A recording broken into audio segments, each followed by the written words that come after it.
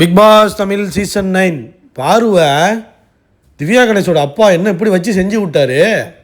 வேறு லெவல் சம்பவங்க. திவ்யா கணேஷ் அப்பா, திவ்யா கணேஷுக்கு தான் கேம் ஆட தெரியல.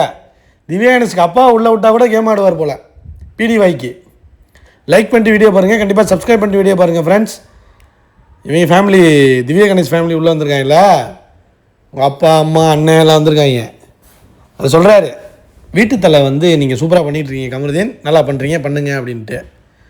உடனே பாரு, இல்லைப்பா இது வந்து ஃபேமிலி டாஸ்க்கு தானே, நிறைய பேர் வருவாங்க போவாங்க, பெரிய அளவுக்கு ஒன்றும் கிடையாது. ஸோ அதனால் வந்து நாங்கள் வீட்டு தலையை வந்து டிஸ்டர்ப் பண்ணுறதில்ல. உடனே இவன் எடுத்து கொடுக்குறான். யார்? விக்ரம் இருக்கா மாதிரி. அதான் கேமை முடிச்சிட்டாங்களே, அவனதான் முடிஞ்சு. டாப் 5 கூட வர முடியாது விக்ரம். மாமா டிவி கொண்டு வந்தால் தான் டாப் 5 வர முடியும் விக்ரம். அந்த விக்ரம் என்ன சொல்கிறான்னா, ஒன்றை கேட்கல, வீட்டு தலையை கேட்குறாங்க அப்படின்னு. ஒன்று ஏன் பாரு, நான் வீட்டு தலையிட்ட தானே பேசிக்கிட்டு இருக்கிறேன், நீங்களே உள்ளே வருகிறீர்கள் அப்படிங்கிற மாதிரி கேட்குறாரு அவங்க அப்பா. வேறு லெவலில் வச்சு செய்ய ஆரம்பிச்சிட்டாருங்க. அப்புறம் இதுதான் பாரு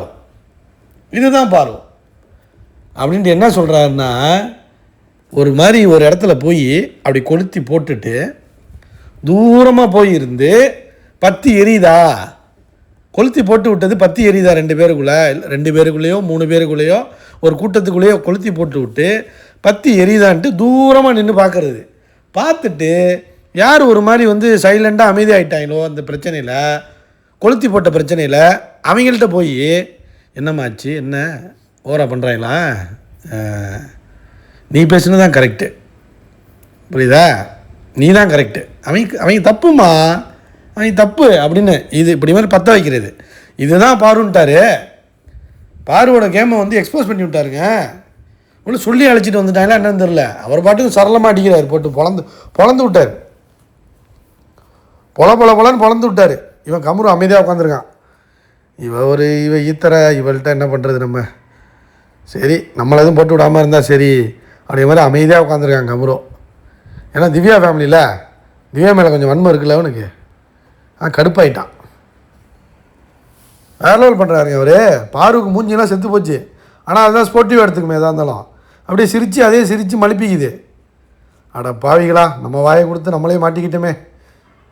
திவ்யா கணேஷ் சிரிப்பு தாங்க முடியல, அது எக்ஸ்ட்ரீம் போயிடுச்சு.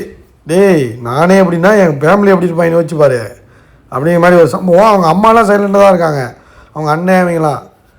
தலைவன் வந்து இறங்கி அடிக்கிறான், கண்டஸ்டன்ஸாக உள்ளே விட்டால் கூட பொழந்துருவான் போலையா பாருவை. பாரு ஏம்மா வாயை கொடுத்து மாட்டிக்காத, அம்மா வர வரையும் அமைதியாரு. லைக் பண்ணுங்கள், கண்டிப்பாக கமெண்ட் பண்ணுங்கள் ஃப்ரெண்ட்ஸ்.